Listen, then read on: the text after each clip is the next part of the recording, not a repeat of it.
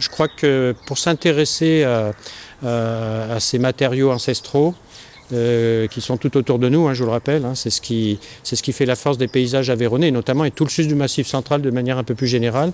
Ces matériaux essentiels qui marquent les toits, c'est la lauze ou l'ardoise selon qu'elle soit du sud ou du nord. Donc lauze, c'est un terme plutôt du sud occitan. Lozera, pierre plate, voilà, ça veut dire pierre plate.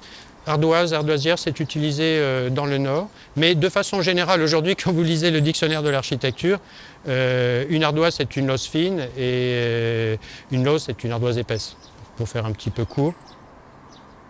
Donc tout ça parce que aujourd'hui c'est un matériau qui est dans un équilibre précaire et que si tous les acteurs ne s'étaient pas mobilisés, on ne parlerait plus de ce matériau et on aurait des matériaux de substitution, que ce soit des matériaux industriels ou des matériaux espagnols, brésiliens, voire chinois.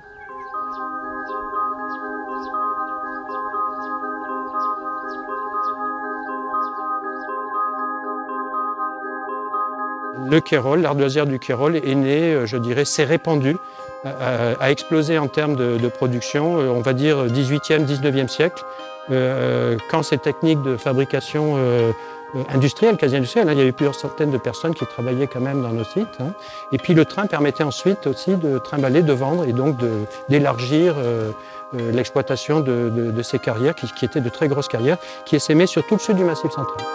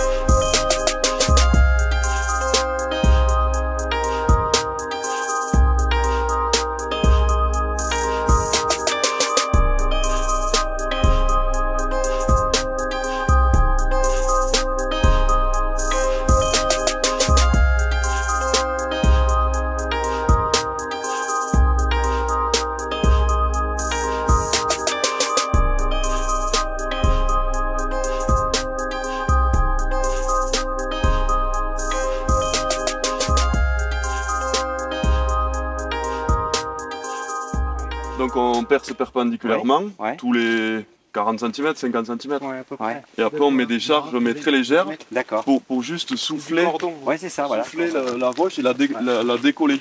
Les strates vous contrarient votre tir. Elles sont couchées comme ça, donc on va aller le chercher du coup dans le sens. Oui, parce que là, tu es obligé d'aller comme ça, là. Hein, on va suivre dans perpendiculaire au sens de des strates. Oui, tu suis dans le sens des strates.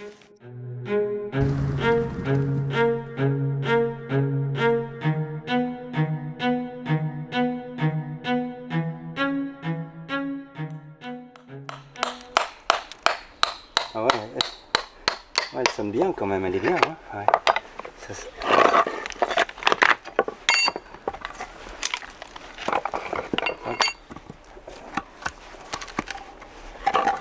Quand c'est comme ça, tu fais cette tu ferais sauter ce truc là. Bah, ça dépend. Voilà, parce que là, tu l'as presque comme elle est là. T'as presque une belle de rive là. Et c'est vrai que si tu fais sauter ça, tu vas te la réduire de beaucoup quoi. Bah, ça dépend. En fait, on va regarder dans quel sens on va la tailler, qu'est-ce qui va être en dessous, qu'est-ce qui va être au-dessus. Donc là, je pense que ça irait en dessous et ça irait au-dessus. Donc ça, si c'est au-dessus, ça a rien, ça n'a pas lieu d'être. Et on affinerait là la tête parce que il va y avoir si on fait une rive, hein, il va y avoir celle-là au-dessus, ça va gêner. Donc, je suis déjà venu il y a peut-être une vingtaine d'années chercher de la pierre ici. Et c'est vrai de me voir revenir dans cette carrière où j'avais pris des blocs bruts pour le château de Vallon et on avait fait les terrasses intérieures, la partie sommitale, parce que c'était vraiment le matériau local et j'avais eu la chance de le trouver. Et puis là de revenir et puis de voir ce chamboulement déjà de la terre, là c'est assez émouvant de voir ce qui s'est passé déjà.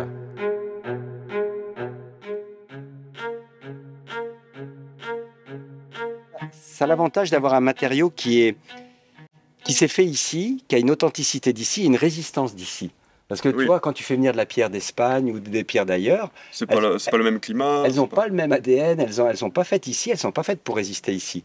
Et notre pierre d'ici, ben, elle est de là, quoi. Et puis elle est pas loin, elle est sous nos pieds, quoi. C'est ce qu'on a, c'est ce que vous faites là. Vous sortez, voilà, c'est quand on parle de territoire, on parle de terre, on parle de terrain, et en fin de compte, c'est ce que vous avez sous les pieds, quoi.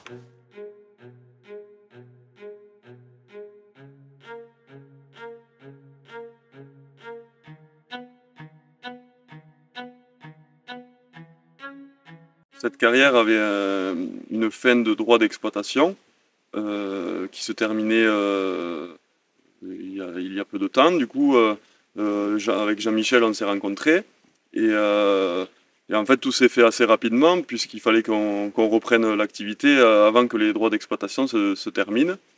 Et du coup, voilà, on s'est lancé dans cette aventure de patrimoine, on va dire, de patrimoine local et d'un produit séculaire qui englobe toute l'Aveyron et les régions voisines, quoi. Initialement, UGTP n'a rien à voir dans tout ça, puisqu'ils sont à la base, on fait du terrassement, du VRD, de la chaussée. Et on a voulu essayer de faire une diversification en se lançant dans cette aventure de remise en route d'un site qui était en fin de vie.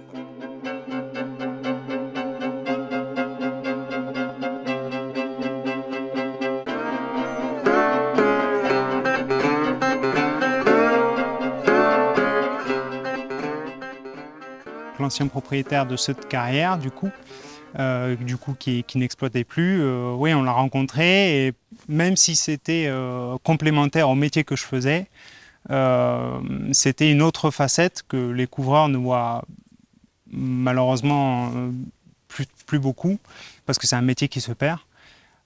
Et du coup, en discutant avec lui, on a vraiment redécouvert vraiment la base du métier, de l'extraction du matériau avant la pose sur le toit.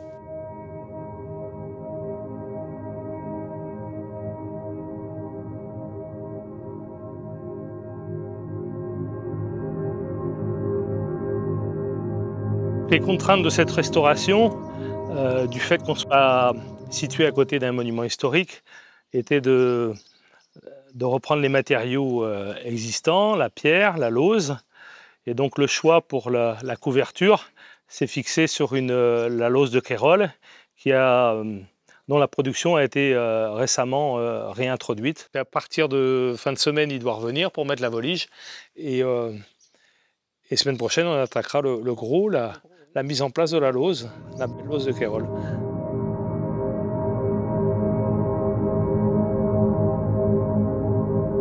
Alors là, je vous montre, c'est une lauze qu'on a déposée, qui était sur ce toit déjà. Et là, on a la preuve qu'elle a été réutilisée plusieurs fois et posée à l'époque à la cheville. C'était des chevilles en bois au lieu d'avoir des clous. Peut-être qu'elle a servi en lauze de réparation, ils s'en sont resservis ici. Et ça en sont peut-être même servi une troisième fois. On peut voir un clou là. Ah ben moi... si elle n'a pas 200 ans, elle n'en est pas loin, hein, parce que ça faisait largement 100 ans à la cheville bois. On voit qu'elle a été réutilisée à un endroit, et elle a été retravaillée à la pointe. Celle-là, c'est sûr que c'est 200 ans minimum. Hein. Un joli produit, hein, dans la régularité, la planéité. Et là, maintenant, derrière, là, vous voyez la lauze neuve qu'on calibre en longueur. Et bon, là, on voit que c'est travaillé avec des perforateurs, ce qui est bien mieux qu'à la marteline, parce qu'on ne fragilise pas du tout la pierre. Et nous, on les calibre dans le sens de la longueur, de 2 cm en 2 cm. Et sur le toit, on commence par les plus grandes et on diminue au fur et à mesure.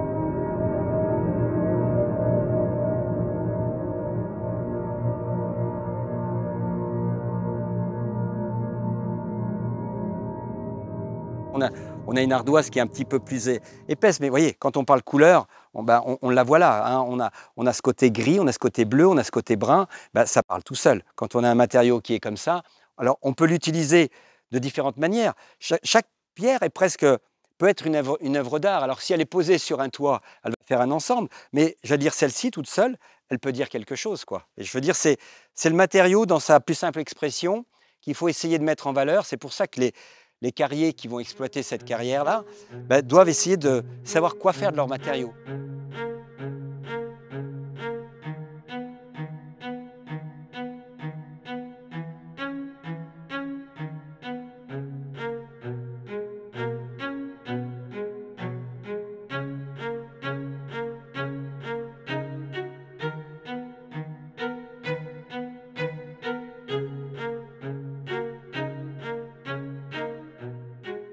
Cette maison médicale, c'est le projet qu'on a en cours par rapport à notre patrimoine. Et le choix qui a été fait, c'est de valoriser.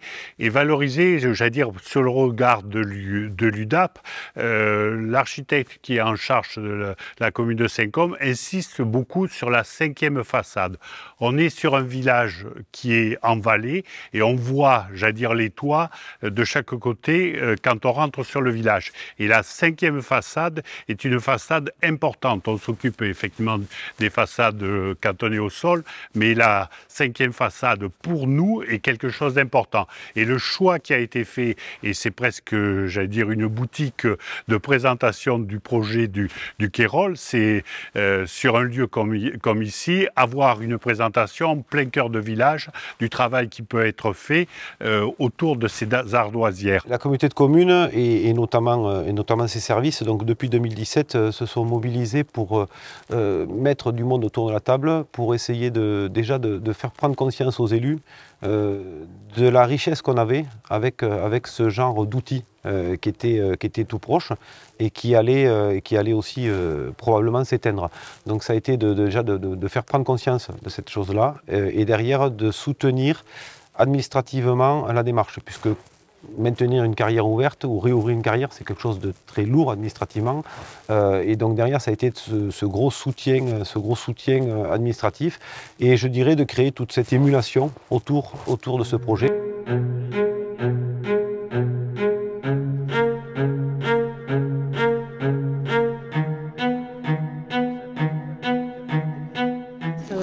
Alors je suis là parce qu'on est venu faire une visite de terrain dans le cadre du programme LOBA Pro. Moi je suis agent de développement pour l'association des artisans losiers couvreurs. Moi je m'appelle d'abord Cathy O'Neill et je suis la directrice de l'association artisans bâtisseurs en pierre sèche et la coordinatrice d'un programme qui s'appelle LOBA Pro et qui a pour objectif de structurer et consolider et faire évoluer les filières qui sont l'osier. Je suis responsable du pôle aménagement et cadre de vie au PNR de l'Aubrac et une de mes missions est de suivre et d'animer un peu la filière pierre sur l'Aubrac. Aujourd'hui, on a des départements, de nombreux départements dans lesquels on n'a plus de carrières qui fournissent de la lose. Généralement, les carrières locales et les carrières artisanales qui peuvent produire de la lose ou de la pierre à bâtir sont des carrières de vieilles carrières où il y a un vrai problème de main-d'œuvre, problème de reprise des exploitations, des exploitants qui souvent arrivent en fin de carrière et qui ne retrouvent personne pour reprendre. Les couvreurs utilisent souvent des stocks existants de pierre et de lose. Et les loses sont démontées, on en sélectionne, on les retaille, on les réutilise. Mais on n'en sort pratiquement plus d'exploitation. Et clairement, il y a un enjeu aujourd'hui à accompagner des carrières dans leur réouverture et de manière à ce que demain, on puisse continuer à avoir des toits de lose dans nos régions. La communauté de communes, quant à l'autrière, a accompagné, a été même à l'initiative de la relance de la carrière du Quérol, qui était la dernière à avoir encore une autorisation en cours. Donc la communauté de communes a fait le travail, on va dire, administratif et de recherche d'une structure économique pour reprendre la dernière carrière et a ensuite accompagné cette entreprise dans toutes ces démarches administratives qui sont extrêmement lourdes. Et ensuite, on a accompagné tout le côté communication, marketing, débouchés, subventions, travail avec l'architecte des bâtiments de France, avec des architectes, pour que les prescripteurs soient les premiers à prescrire justement ce type de produit naturel, local, neuf sur le bâtiment. Alors le Parc national des Cévennes, il a constitué il y a des dizaines d'années maintenant un réseau. Et il a aidé les bâtisseurs en pierre sèche à fonder une association, à créer une école de la pierre sèche pour transmettre le savoir-faire.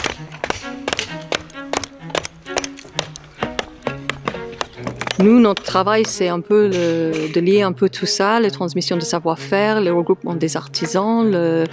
On a beaucoup d'acteurs qui s'intéressent à ça aujourd'hui et nous, on essaye de coordonner un peu tout ça, le structurer et pour aussi montrer aux gens qui sont soit des jeunes, soit des personnes en reconversion professionnelle qui cherchent un sens aujourd'hui à leur vie professionnelle. Donc on a de plus en plus de gens qui viennent, qui ont une carrière déjà autre, professionnelle et on pense que ces métiers-là sont vraiment un avenir pour les territoires.